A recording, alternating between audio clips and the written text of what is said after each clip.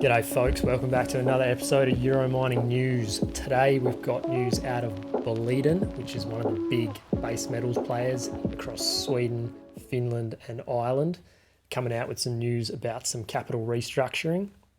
We got news out of Dragon Mining, which is a Hong Kong listed player with gold mines in both Sweden and Finland.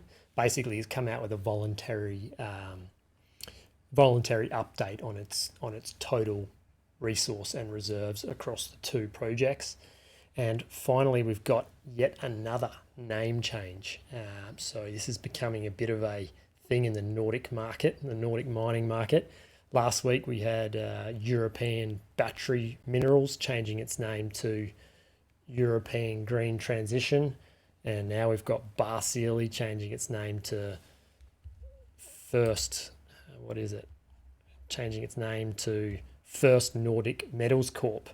So, a couple of strange occurrences ongoing here that we need to keep our eye on, raising a few questions.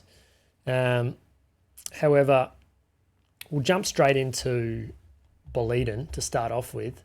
So if I change the view here, we can see the Boliden map and where all of its projects are. So basically, Boliden are a Swedish headquartered and NASDAQ OMX listed base metals major player, operating mines across Ireland, Sweden and Finland, as well as owning a bunch of smelters throughout Scandinavia. So you've got all these ones in light blue are its 5 smelters. All these ones in dark blue are its mining operations. So its biggest mine is its ATIC, which is a massive open pit. It's the biggest in Europe, or one of the biggest in Europe, open pit mining copper operations up near Gällivare, right in the north, around that Kiruna region. That's just pumping copper. They've got the Garpenberg region right in the centre of Sweden, which is pumping out zinc, lead, silver and gold. We've got Tara mines over in Ireland, which has just been called care and maintenance as of mid last year due to zinc prices being a bit low, which I spoke about last week. So that pumps out zinc, lead, silver, but it's on care and maintenance. And finally, it's got its Kavista project in Finland, which is a nickel, copper and platinum group metals play.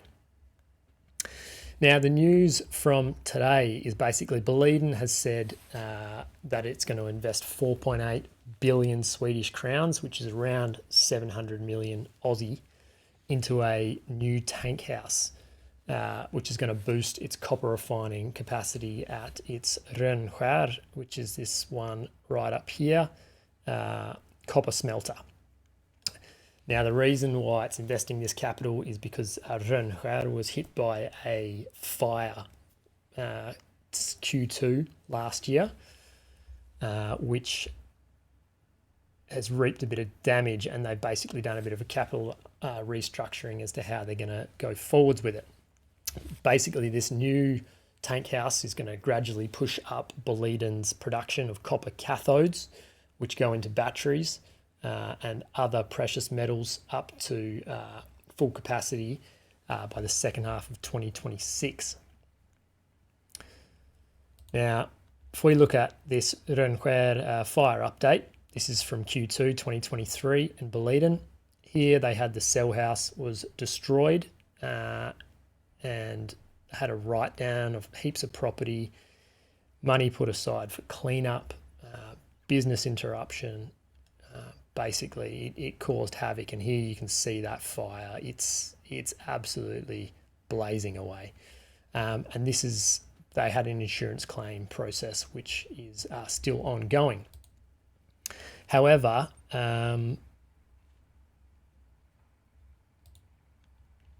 they are planning on getting about potential insurance payout up to $3.4 billion for this.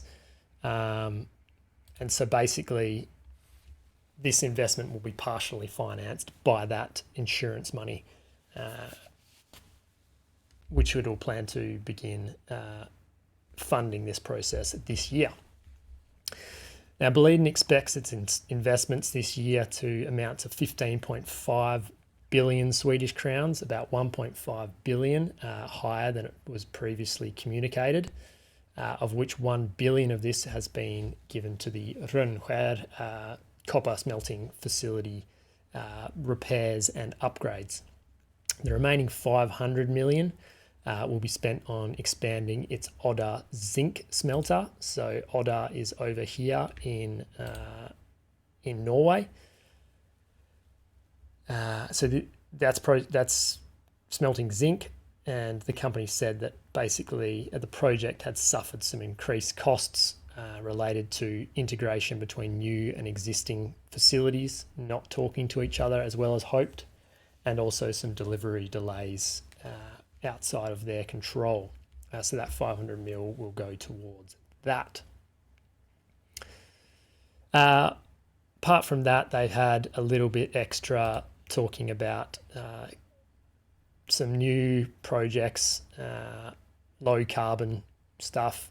So slag from existing metal production at smelters can be converted into supplementary cementous material, which is going to produce a impact reduction of 95% as far as its climate impact, with a bit of additional metal to be extracted. And same over in its Finnish operations. It's basically produced a lower carbon nickel product. As you can see, Boliden has taken a bit of a hit since that fire. So that fire happened here last year, and it's been on a bit of a downwards run ever since there, up until this little uptick now. So they're hoping this insurance money is going to come through and they can inject that straight back in to the smelter and hopefully get back to where they were.